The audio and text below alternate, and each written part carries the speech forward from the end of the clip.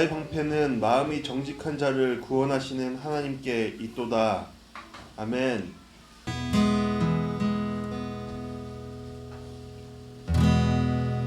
주께서 높은 보좌에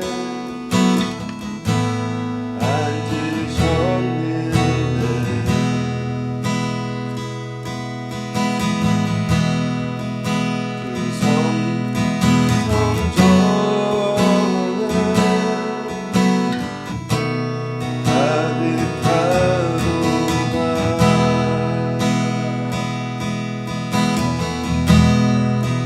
천사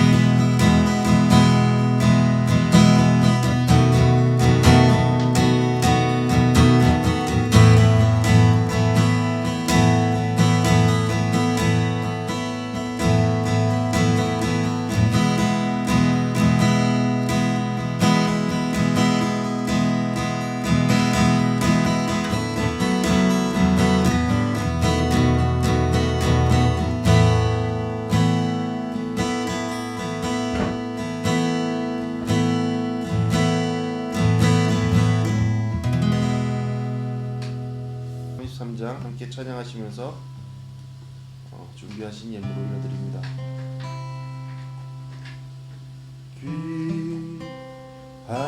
귀하신 주여 날 붙드사 주께로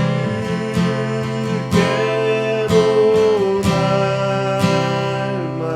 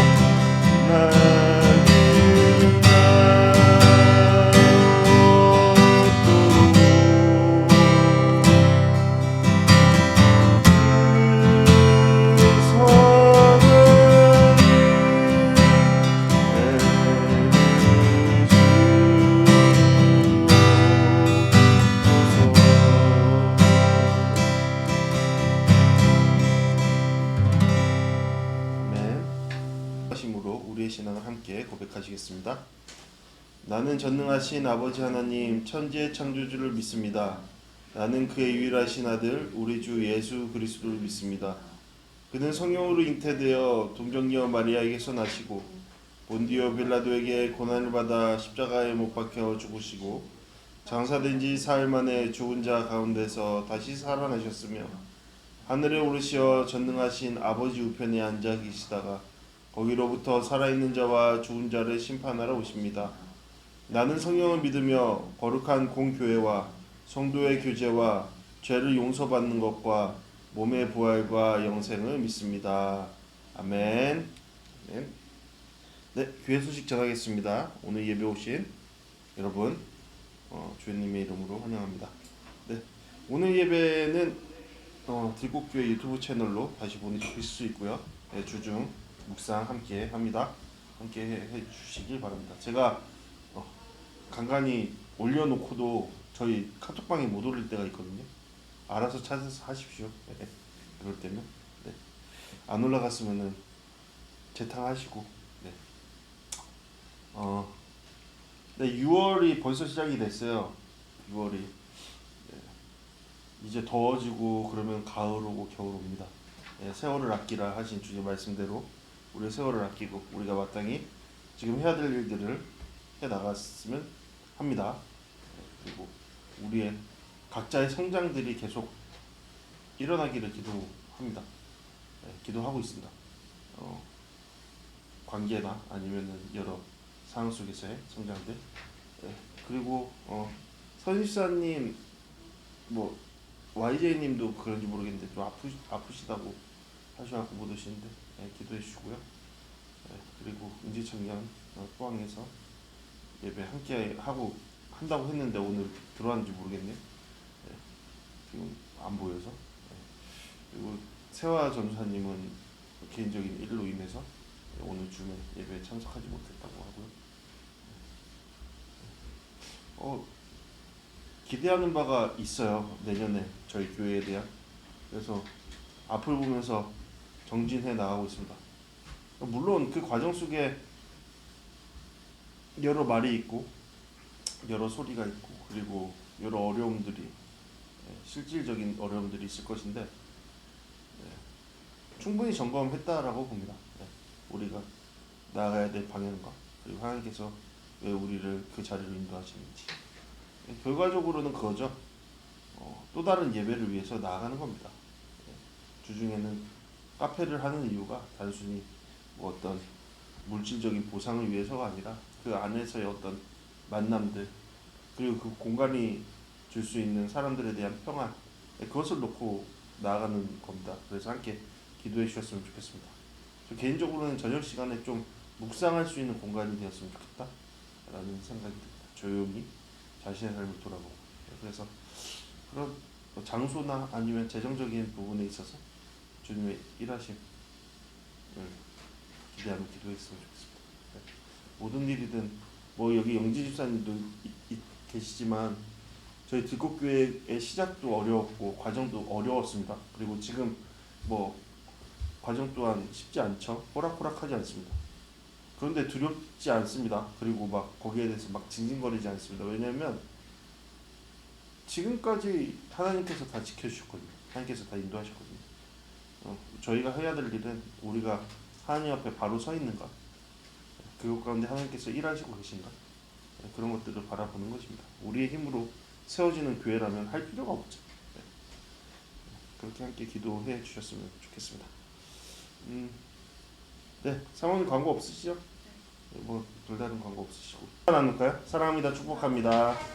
축복합니다. 사랑합니다. 축복합니다.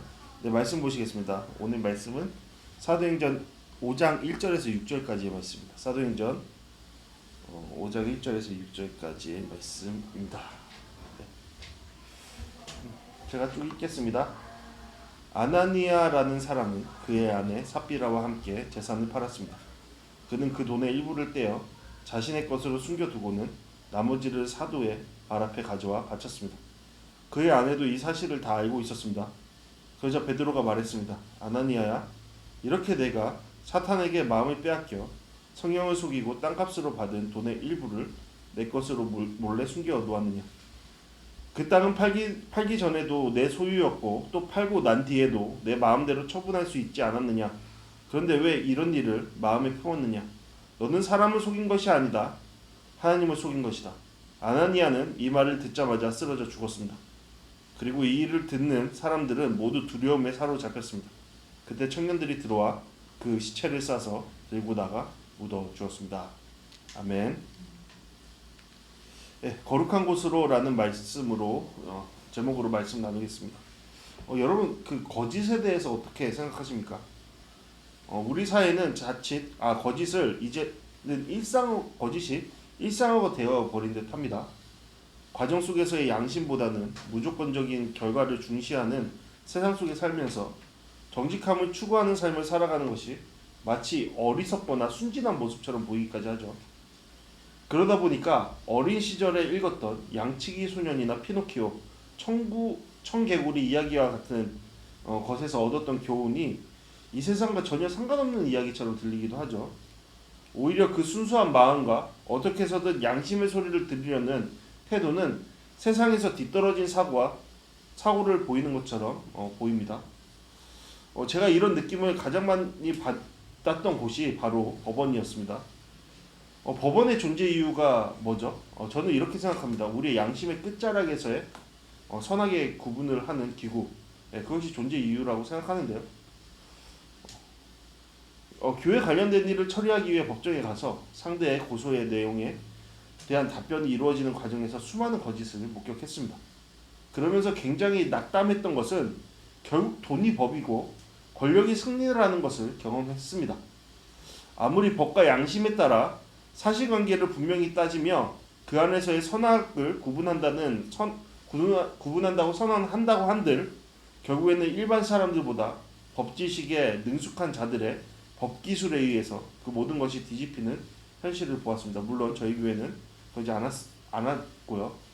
그러다 보니까 어떠한 잘못을 저지르지 않고서도 그 자리에 있더라도 항상 불안한 마음이 있었던 게 사실입니다. 불안할 필요가 없죠. 사실 내가 진실 앞에 서 있다면. 근데 그곳에서는 불안했습니다. 이유가 있는 것이죠. 진실이 승리하지 않을 수 있다는 불안감이 괴로움을 더했던 겁니다. 그러니 우리가 살아가는 세상은 선과 악의 올바른 구분을 통해서 어떻게든 양심을 거스르지 않고 사회의 도덕과 법 테두리 안에서 살고자 하는 정직한 노력이 그다지 중요해 보이지 않습니다. 그래서 앞서 질문한 거짓에 대해 어떻게 생각하느냐 이 질문이 너무나 현실과 동떨어진 질문으로 생각되기도 하죠. 그것이 뭐가 중요한디? 그렇게 생각이 들죠. 우리는 이미 그 질문이 벗어나도 한참 벗어난 세상 속에서 살고 있는 탓입니다.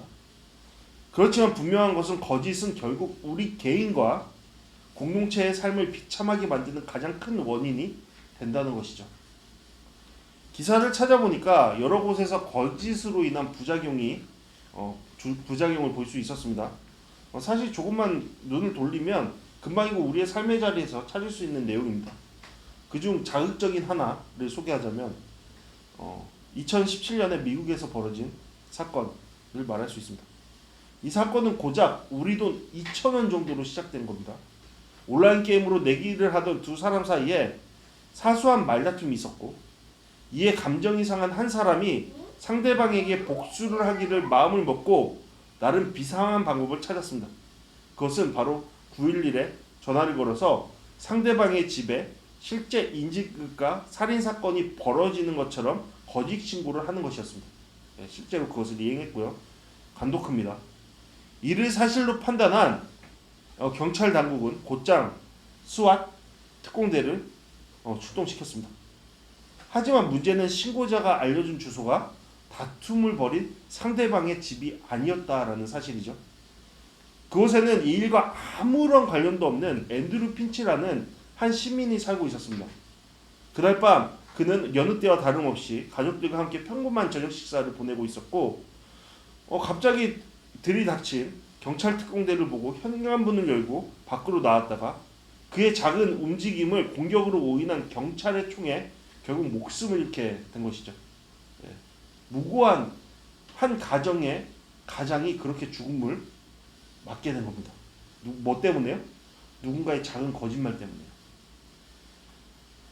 누군가는 단지 상대방을 겁주기 위해 행했던 일인데 무고한 누군가의 죽음을 야기한 꼴이 된 것이죠. 이렇듯 거짓은 그것이 작은 것 같으나 그에 따른 결과는 매우 파괴적입니다. 우리가 그것을 인정하지 않던 인정하던 상관없이 우리의 거짓은 언젠가 밝혀지게 되며 그 거짓으로 인해 파생된 그 무엇이 우리의 삶을 망가뜨리는 것이죠. 이와 같은 신뢰는 얼마든지 될 수 있습니다. 우리가 말하는 하얀 거짓말도 문제죠. 순간적인 어색함이나 불편함을 벗어나기 위해 만든 거짓말의 폐해 또한 상당합니다. 시간이 마땅하지 않아서 말하지 못할 뿐 우리의 삶에 밀접한 부분 요소에 거짓이 있고 그것에 대한 파괴가 상당합니다. 그것을 우리는 생각해 봐야 합니다. 수많은 정신과에서 수많은 환자들을 접한 마틴 스카펙 박사가 거짓의 사람들이라는 책에서 악은 진실을 회피하려는 의지라고 한 말이 있습니다. 그것에 대한 분명한 의미가 있죠. 결국 거짓의 사람은 진실을 외면함으로 자기 자신을 기만하고 잘못을 잘못이라 느끼지 못하고 모든 것을 환경과 남 탓으로 돌리고 결국 스스로를 파괴하는 자리로 이끄는 어리석은 자라는 것이 그의 평가입니다. 그것이 모든 것들의 악의 시작이다라고 그는 주장하고 있습니다. 성경에서도 마찬가지죠. 거짓에 대한 참 많은 말을 합니다. 성경이 거짓을 금지하는 이유는 분명합니다. 하나님께서 그것을 미워하시기 때문입니다. 이는 하나님의 속성과 매우 다른 것이기 때문이죠. 인류의 최초의 죄도 거짓을 통해서 시작되었죠. 그것을 기억해야 합니다. 우리가 아는 것처럼 하나님이 만드신 세상과 그 안에 두신 모든 것에는 아름다움이 있었습니다. 질서가 있었습니다. 조화로움이 있었습니다. 우리가 생각하는 기대하는 그 모든 것들에 상상할 수 없는 그 모든 것들보다 상상할 수 없는 평안과 만족감이 그곳에 있었습니다. 하나님께서 평가하시기에 좋았더라 말씀하신 그 자체였죠. 그곳에는 빼앗는 것도 거짓말하는 것도 속이는 것도 폭력도 복수도 성적인 타락도 부패한 것도 없었습니다. 우울, 걱정, 혼란, 후회, 분노, 시기, 질투, 강박, 중독, 외로움, 절망, 비참함, 의심도 없었습니다.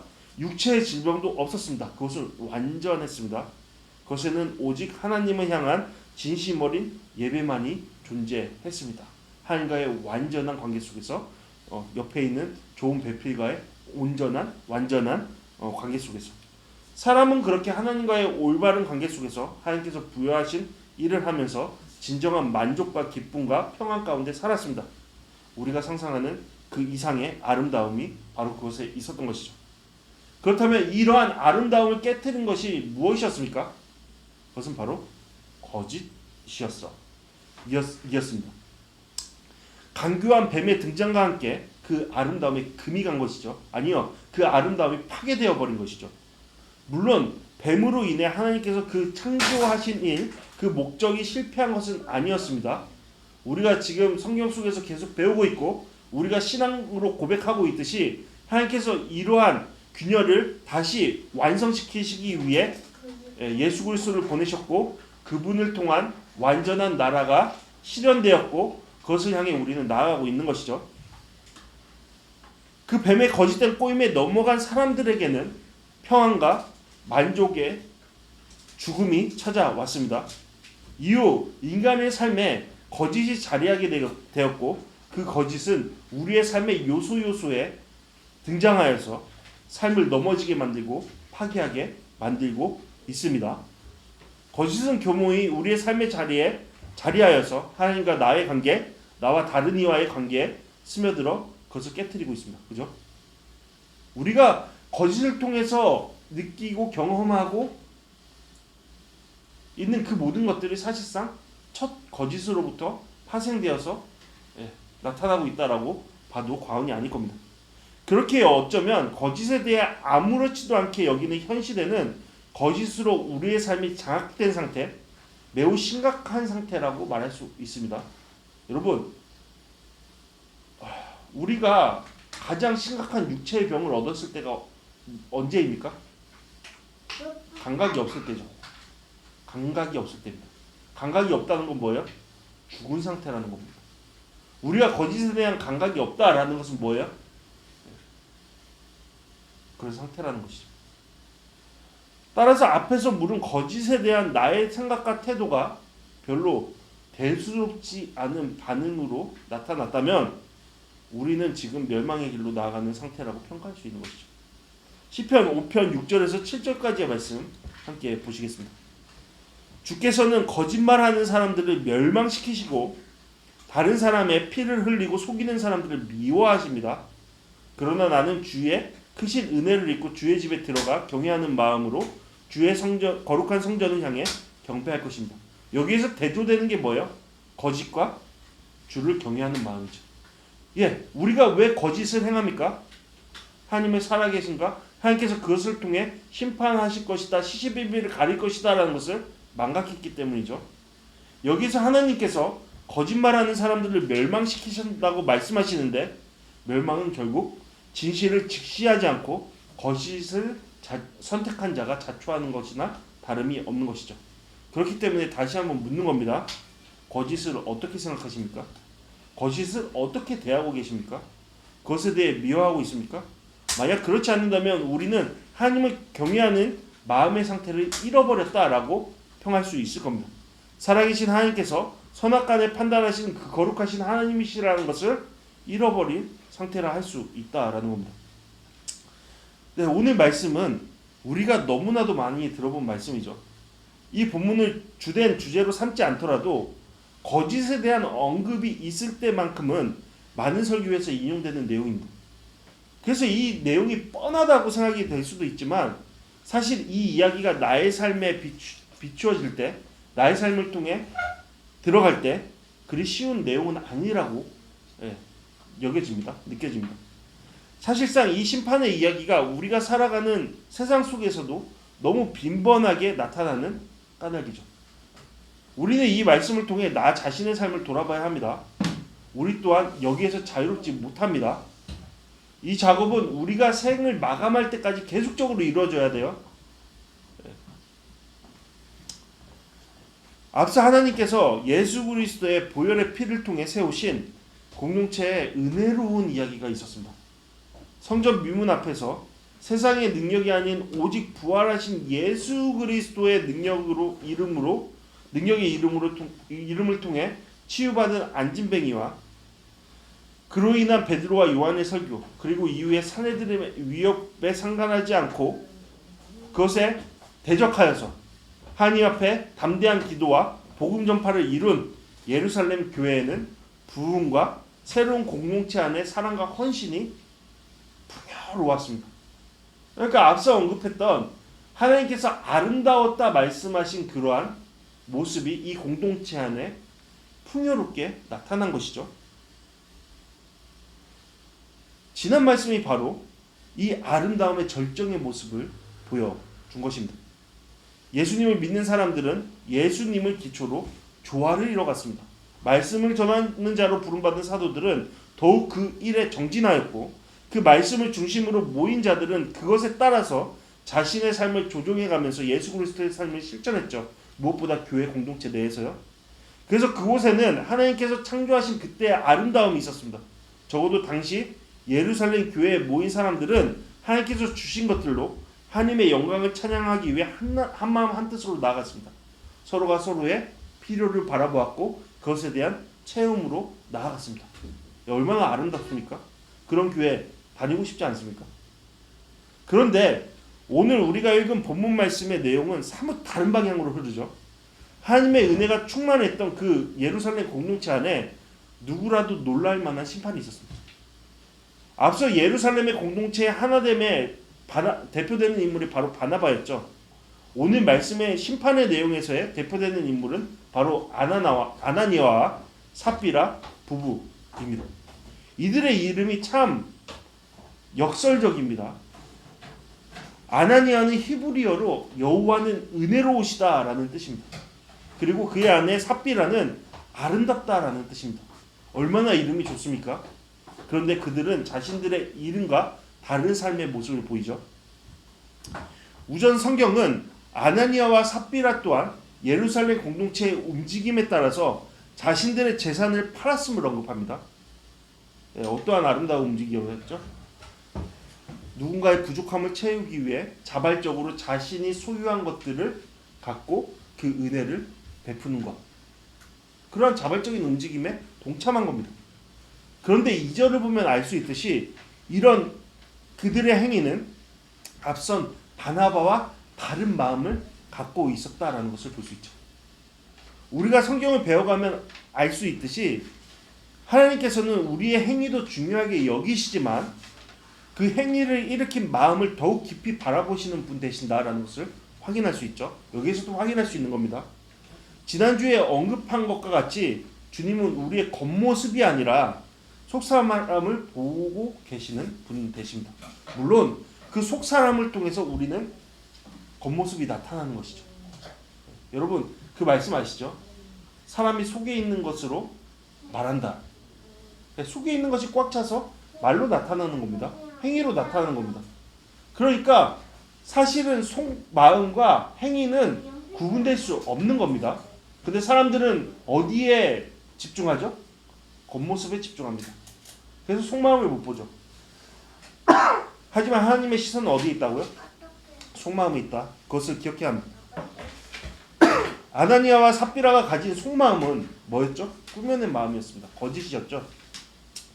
이 부부는 자신들의 수익금 전부를 사도들 앞에 내놓았다고 주장했습니다.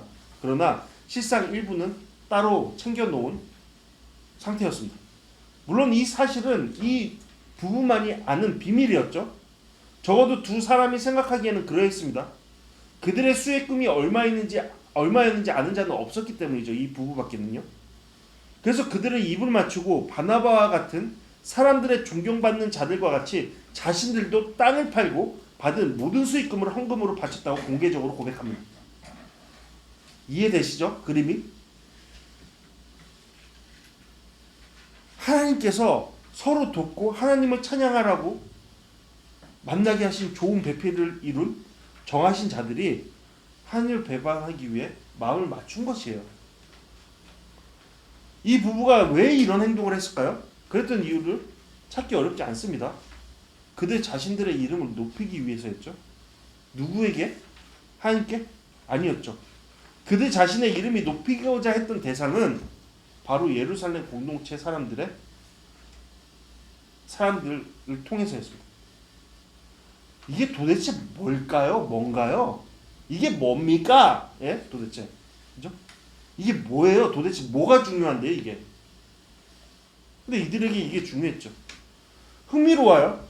당시 그곳의 모든 사람들은 예수 그리스도의 이름으로 그것에 모여서 하나님을 높이기 위해 섬기기 위해 한마음 한뜻이 되어 있었습니다. 그곳에서 이 부부는 자신들의 이름을 드높이기 위해 이러한 거짓 행동을 한 것이죠. 여러분 어떤 대결 구도가 그려지나요? 이 두 부부는 누구랑 싸우고 있는 거예요 지금? 자기 자신들과? 물론 그럴 수 있죠. 하지만 누구랑 싸우고 있는 거예요? 하나님의 이름과 싸우고 있는 거죠. 이게 이해가 되시나요? 성경은 이러한 그들의 행위, 곧 전부를 바쳤다고 하면서도 일부를 따로 챙겨놓은 행위를 구약 성경의 아간의 행위와 같은 취급을 합니다. 여호수아 7장에서 하나님의 권능에 따라 여리고 성이 무너진 이후에 아간이라는 사람이 원래는 하나님께 모두 드려야 마땅한 것에 손을 대어서 훔쳤습니다. 그래서 자기네 집 안에 구석에 쳐박아 놓죠. 거짓으로요. 그 결과 이스라엘 공동체에 큰 어려움이 있게 됩니다. 너무나 예상하기에 뻔한 승리를 예상하기에 뻔한 전쟁에서 완전히 무너져 버리죠. 그때 여기에서 이스라엘의 지도자 여호수아는 하나님께 탄원하며 하나님께서 말씀하신 대로 행했는데 왜 도대체 우리 가운데 이런 일이 있습니까? 이것을 보면서 하나님을 알지 못하는 나라들은 하나님의 이름을 얼마나 들먹이겠습니까? 그러면서 나아갑니다. 그럴 때 하나님께서 말씀하시죠. 너희 가운데 죄가 있다라고. 그 말씀을 듣고 여호수아가 이스라엘 공동체를 향해서 그것을 파헤치기 시작하죠. 하나님의 거룩하신 영에 따라. 그러면서 어떤 결과가 나타나죠? 아간의 죄가 발각이 되죠. 그리고 이스라엘은 여호수아를 중심으로 이 거짓된 죄를 행한 아간을 심판합니다. 여러분 아골골짜기라고 아시나요? 네, 아골골짜기가 그래서 생겨난 것이죠. 네, 성경을 통해 확인되는 그 심판은 지금으로는 참 이해하기 어려울 정도로 잔혹합니다. 완전 뿌리채 뽑아버렸죠. 그러자 이스라엘에 대한 하나님의 심판이 멈춥니다. 그 정도로 이스라엘은 하나님의 거룩하신 앞에 진실된 모습으로 나아가도록 부름받았던 것입니다. 그러나 하나님으로부터 부름받은 정신은 지금도 사라지지 않았다라는 것을 기억해야 합니다. 이러한 무시무시한 심판의 내용을 오늘 말씀의 아나니아와 삽비라의 거짓된 행위와 함께 두는 이유는 분명한 것이죠. 그러한 거룩의 하나님이 여전히 동일하시다. 그리고 그러한 거룩하신 하나님이 여전히 우리 가운데서도 동일하시다라는 것을 드러내는 것이죠. 우리가 여기서 기억해야 할 것은 우리의 작은 거짓이 나뿐만 아니라 내가 속한 곳에도 분명히 악영향이 될 것이다라는 겁니다. 그러니까 하나님께서 심판을 행하심은 이유는 뭐예요? 그 거룩한 공동체를 세우시기 위한 것이죠. 하나님께서는 이런 거짓된 모습을 그냥 지켜보고만 계시지 않습니다. 저는 오늘 말씀을 준비하면서 이 부분이 굉장히 크게 다가왔는데요. 그러면서 부럽기도 했습니다. 베드로의 하나님 앞에서의 거룩한 분별함과 정직한 말이죠. 그리고 용기요.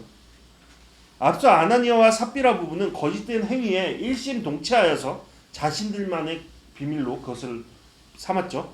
그러나 그러한 비밀이 베드로에 의해 순식간에 발각되어 폭로됩니다. 베드로는 그들의 거짓된 마음으로 비롯된 행위를 알았죠. 이는 베드로의 신적인 능력이 아니라 하나님께서 그의 영안을 밝히시고 그 예민함으로 참과 거짓을 분별하도록 은혜를 부어주셨기 때문입니다. 놀라운 일이죠. 앞서 베드로가 기도했던 것처럼 하나님을 대적하는 대상들을 향하여 담대한 마음과 능력을 구하는 그의 기도가 응답된 거나 마찬가지죠. 베드로는 좋은 분위기 속에 한마음 한뜻으로 부흥을 이뤄가던 예루살렘 교회에 찬물을 끼얹는 것을 염려하지 않습니다. 그들의 눈치를 보며 이들의 거짓을 눈감지 않습니다. 교인들의 마음의 안정과 위로 그의 상태를 앞세우며 보이는 진실을 회피하지 않고 있죠. 이런 교회 다니고 싶지 않습니까? 거룩한 교회예요. 모든 선과 거짓이 분별되는 교회예요. 그 가운데 우리의 죄악됨이 불태워지고 우리의 정직함이 세워져가는 그런 교회예요. 네, 그런 교회의 모습입니다. 저도 이런 목회자와 함께하고 싶어요. 이런 교회와 함께하고 싶고요. 거짓을 눈 감고 좋은 게 좋은 거야. 우리 분위기 깨지 말자. 앞으로 할 일이 많잖아 라고 소리치며 외치는 곳에 여러분 다니고 싶습니까? 그것은 교회가 아니죠. 저희 교회가 추구하는 방향도 아닙니다. 그죠? 그러면 안 되죠. 그러면 그곳은 어떤 자리예요? 하나님과 함께 할 수 없는 자리죠. 모이는 이유를 상실한 자리입니다. 왜요? 교회는 어떤 곳이에요? 하나님의 거룩하신 그 성품을 닮아 부름받은 자들이 모이는 곳, 그것이 바로 에클레시아, 교회죠. 만약 이것을 놓친다면, 그러면서 사랑 운운한다면 그것은 교회로서의 정체성을 잃어버린 것과 다름없습니다. 다니지 마십시오, 그런 교회. 말씀에서 볼 수 있듯이 베드로는 사람들의 눈치를 보지 않죠. 그의 시선을 교회를 세우신 하나님께 두었기 때문입니다. 그분의 말씀, 그분의 시선, 그분의 의견을 듣고 보았던 겁니다. 그리고 그것에 따라 이 일을 판단한 것이죠. 이것이 바로 베드로와 이 부부의 차이였죠. 이는 앞서 하나님을 대적하는 자 사내들인과의 차이이기도 했죠. 우리는 말씀과 같이 베드로는 성령의 능력 안에서 아나니아와 가진 죄의 심각성을 일깨우기 위해 정확한 말을 합니다. 뼈를 때리죠. 아나니아는 자신이 실제로 얻고 있었던 평판보다 훨씬 높은 사람들의 평가를 위해 믿음의 공동체를 속이려 했지만 그것은 사람이 아닌 하나님을 속인 것이다 라고 베드로는 선포합니다. 강력하죠. 하나님의 평가가 아닌 사람의 평가가 바로 이유다라는 것을 말하는 것이죠. 여러분, 이것은 뭐예요? 우상숭배죠. 자신의 물질을 통해 자신을 드높이고자 했던 겁니다. 그죠? 이 말씀이 이해가 되세요? 이 아나니아와 삽비라가 범한 죄가 무엇인지 좀 이해가 되세요? 하나님이 높임 받으시 그곳에서 그들은 자신들의 이름을 높이기 위해 그렇게 애쓴 거예요. 도대체 뭐 때문에요? 아무 교묘하게 보이지 않게 그 일을 행하죠. 그들이 몰랐습니까? 알았습니다. 너무나 잘 알고 있었죠. 이것이 잘못된 것이라는 걸. 그러나 모르는 것이 하나 있었죠. 뭐예요? 하나님께서 이 모든 것을 알고 계신다는 것이죠. 그리고 이 교회의 주인은 하나님 되신다는 것이죠. 여기서 우리가 반드시 기억해야 할 것은 베드로가 지금 아나니아의 죄를 말하면서 그의 거짓된 마음에 집중하고 있다는 것이죠. 거짓된 마음입니다. 그러니 혹여 그가 땅을 팔고 얻은 모든 수입을 다 바치지 않았기 때문이다 라고 말하는 것은 잘못 해석하는 것이죠. 사절을 보아도 알 수 있듯이 아나니아는 그가 가진 소유에 대한 권리가 그때에도 있었고 이전에도 있었고 어느 누구도 그에게 그 땅 전부를 팔아서 벌게 된 모든 소유를 헌금하라고 강요하지 않았습니다. 그것을 강요한 자는 누구예요? 자기 자신이었죠. 왜? 그것을 통해서 거래하기 위해서요. 당시 모든 공동체에 믿는 자들이 그러했던 것처럼 그러한 헌금의 행위는 자발적인 것이었습니다. 그러나 아나니아는 자신의 이름을 높이기 위해 거짓된 행위를 한 것이죠. 베드로의 지적은 바로 그 지점이었습니다. 남들보다 낫다고 여겨지는 그 경쟁심이 그를 그렇게 부추긴 것이죠.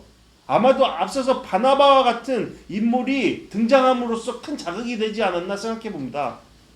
이로써 그는 하나님의 사람이 아닌 사람의 평판을 바라보는 자였다는 것, 그것을 통해 자신의 삶을 꾸려갔던 자였다는 것을 알 수 있죠. 그것이 하나님 앞에서 옳지 않은 것임에도 그는 그 일을 밀고 나갔던 겁니다. 그러니 그에게는 하나님의 살아계심에 대한 것, 거룩하신 하나님께서 거짓됨을 미워하신다는 것, 하나님을 두려워하는 마음이 없었다는 것을 보여주는 것이죠.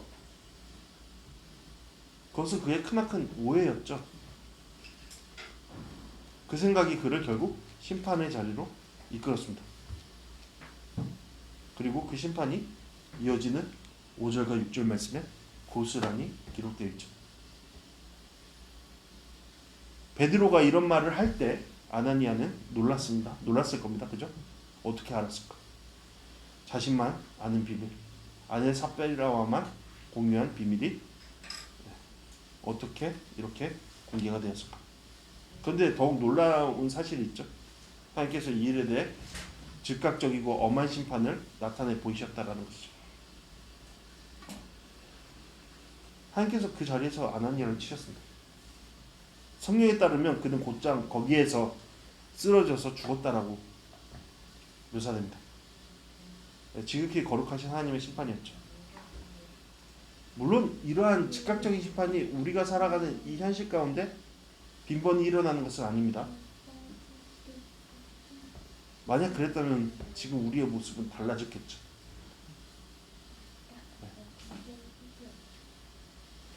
하나님의 자비와 긍휼이 우리를 향한 하나님의 심판을 유예하고 계신다라고 생각하는 것이 옳습니다. 그럼에도 하나님의 죄에 대한 기준은 다르지 않다는 것 또한 기억해야 합니다. 하나님은 분명히 우리의 제약된 것들로, 거짓된 것들로 심판하실 겁니다.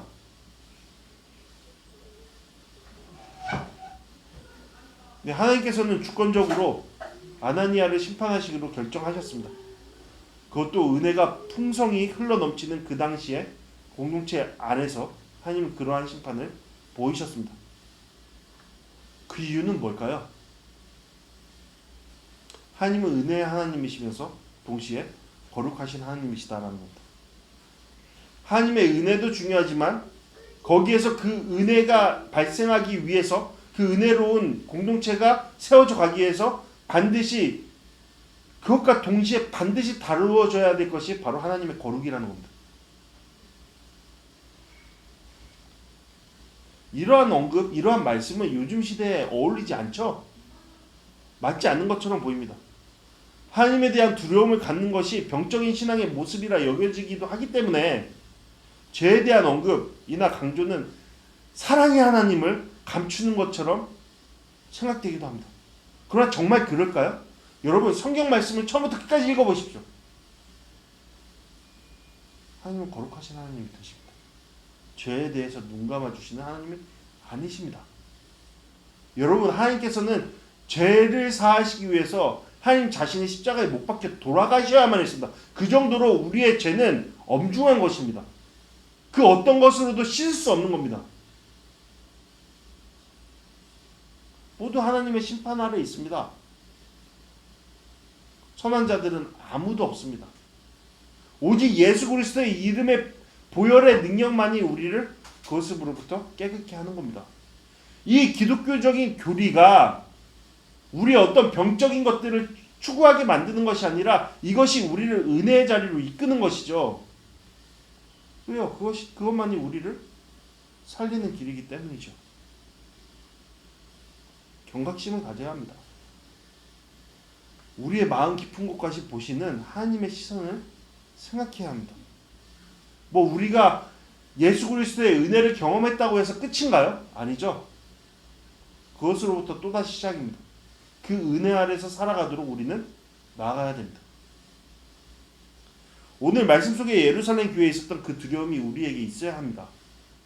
이유는 분명하죠. 하나님께서 거짓된 것을 미워하시기 때문이죠.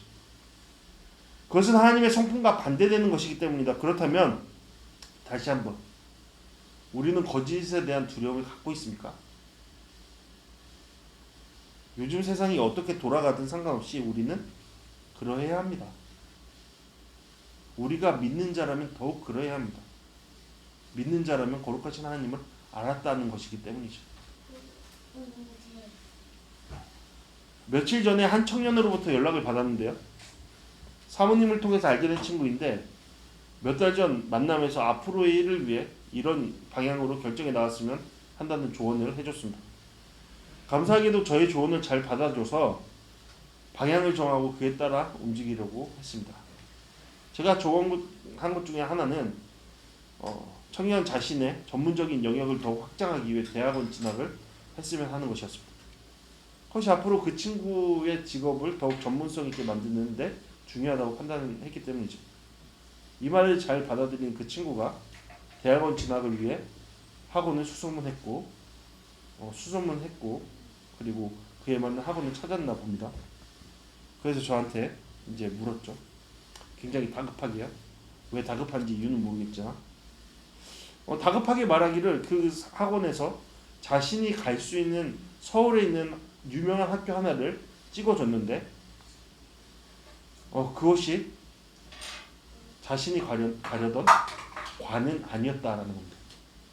하지만 지금 당장 그 학교를 가려면 그 학원을 등록해야 될 것 같다고 하면서 걸리는 문제가 있는데 일을 하면서 학원을 다녀야 하기 때문에 그러면 주일 예배에 참석하지 못하게 될 것 같다라고 했습니다. 그것이 고민이다라고 했죠. 목사인 저에게 그런 질문을 하는 거예요.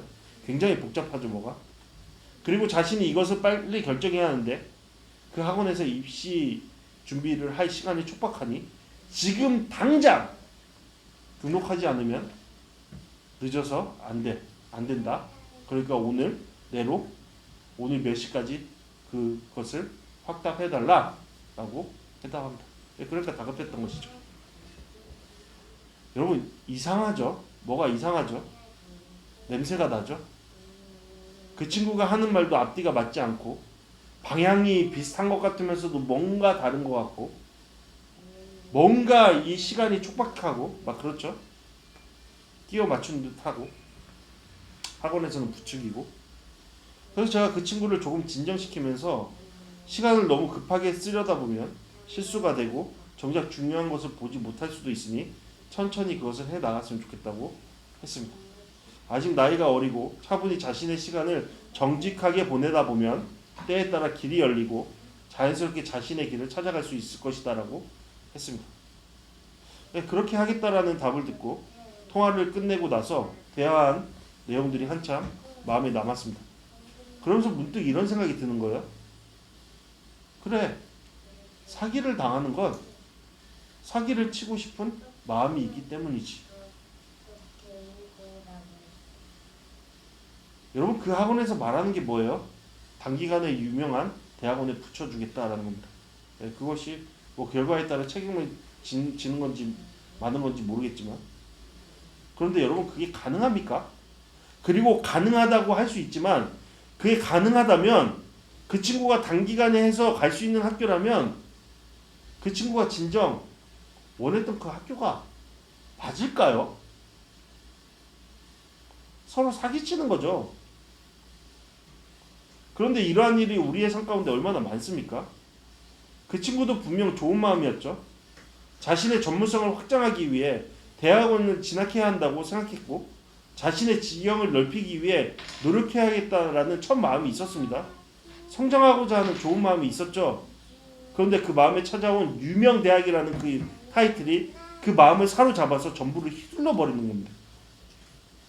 그 휘둘림에 정신을 못 차리고 이제는 그 학원에 가야만, 그 대학원, 처음에는 생각지 않았던 그 대학원의 그 과를 가야만 내 인생에 뭔가 될 것이다 라는 생각에 사로잡혀 버린 것이죠. 이유는 뭐예요? 그의 욕망과 거짓이 손을 맞잡았기 때문이죠.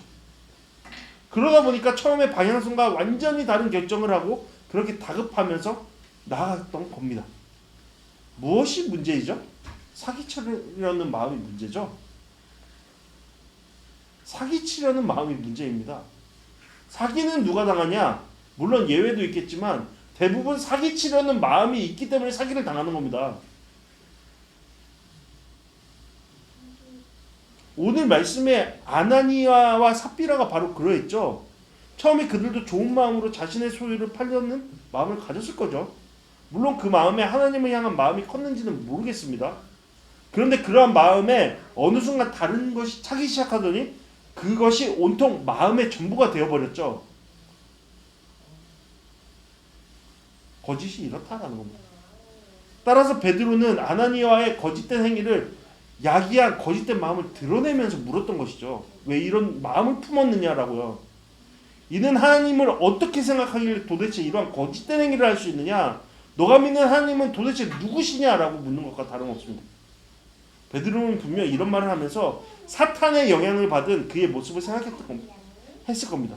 곧 그의 마음에 사탄이 들어찼고 그 결과는 기만이었던 것이죠. 이는 분명 앞서 이 공동체 안에 가득 찼던 성경 충만과 반대되는 것이었죠. 그러니 여기서 우리는 생각해 볼 수 있는 겁니다. 하나님께서 어쩌면 이렇게 가혹한 심판을 내리셨을까? 그것이 본래 교회의 모습과 반대되는 것이었기 때문이죠. 고로 우리의 나아가야 될, 추구해야 될 방향이 뭐라는 거예요? 거룩함. 계속 반복해서 말하죠. 거짓된 것과 반대되는 것.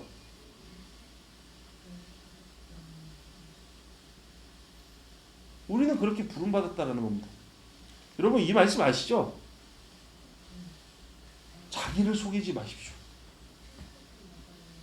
자기를 기만하지 마십시오. 그것은 하나님을 업신여기는 겁니다. 이것이 이 꼴이 되는 거예요. 나에 대한 거짓은 하나님을 업신여기는 것과 다름이 없다라는 거예요. 왜요? 우리는 심은 것은 그대로 거둘 것이거든요. 그 과정 가운데 하나님이 함께 하시거든요.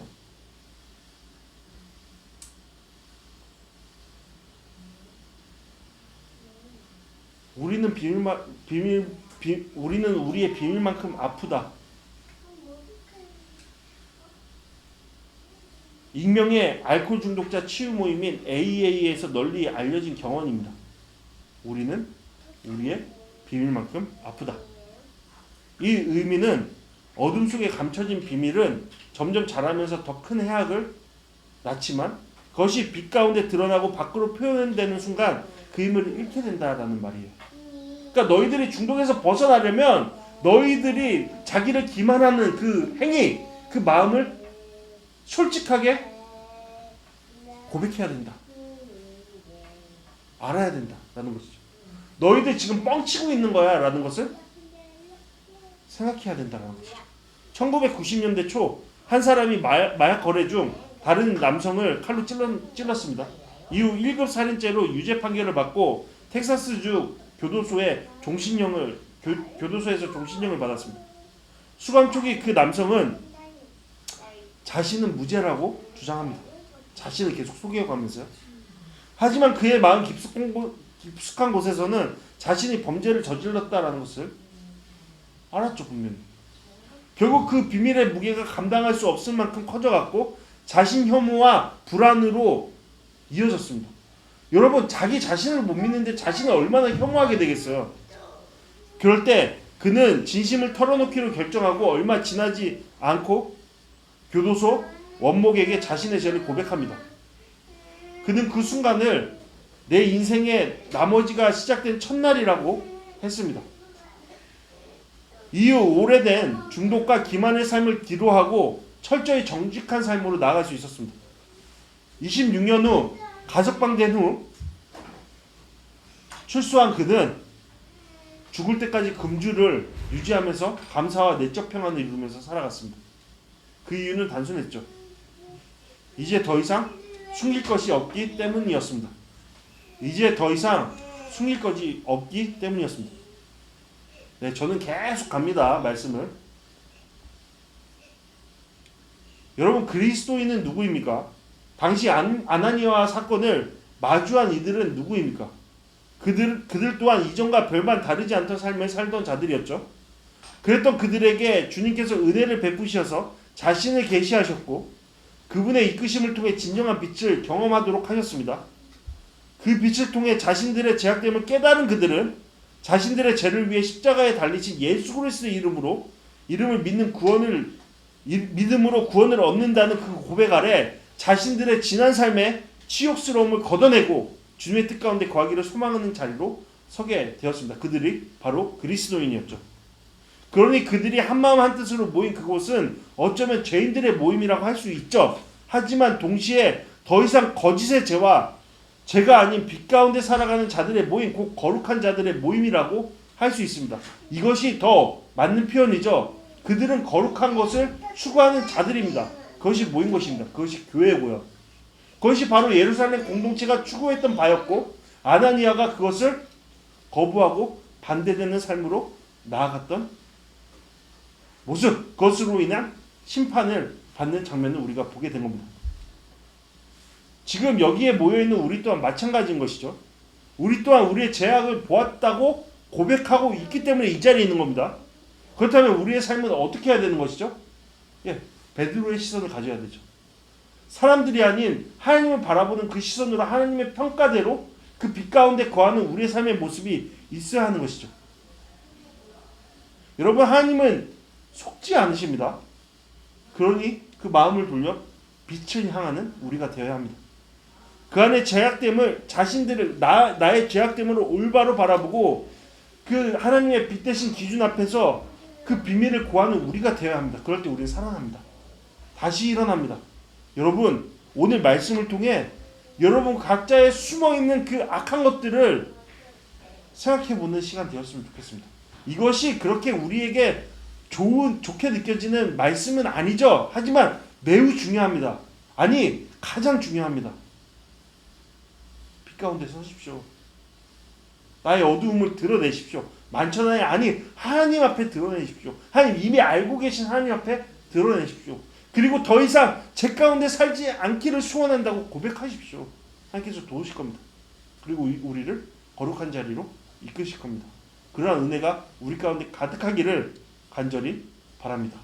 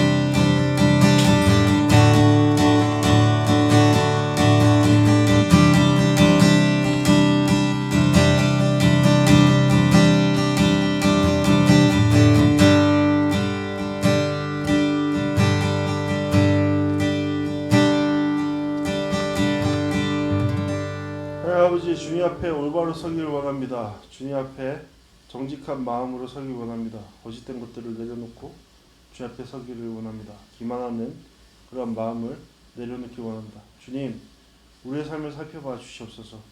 그 빛으로 우리의 삶을 살펴봐 주시옵소서. 그러므로 빛 가운데 우리가 서 있을 때 하나님께서 말씀하신 거짓된 것이 있다면 주님 앞에 불쌍히 여김을 고백하며 바라며 그 자리에 엎드려 주님 앞에 그 죄를 구하며 회복될 수 있도록 하여 주시옵소서. 주님, 무엇보다 구원의 기쁨을 맛보던 그 첫 자리를 기억하게 하여 주시옵소서. 그 구원의 기쁨이 계속해서 우리 삶 가운데 이어갈 수 있도록 주님, 그것을 기억하게 하여 주시옵소서. 주님, 우리 가운데 정결한 마음 허락하여 주시옵소서. 이제는 우리 주 예수 그리스도의 은혜와 아버지 하나님의 사랑하심과 성령 하나님의 감화함으로 충만하심이 이 자리에 모인 우리 가운데 함께 하시기를 간절히 축원합니다. 아멘.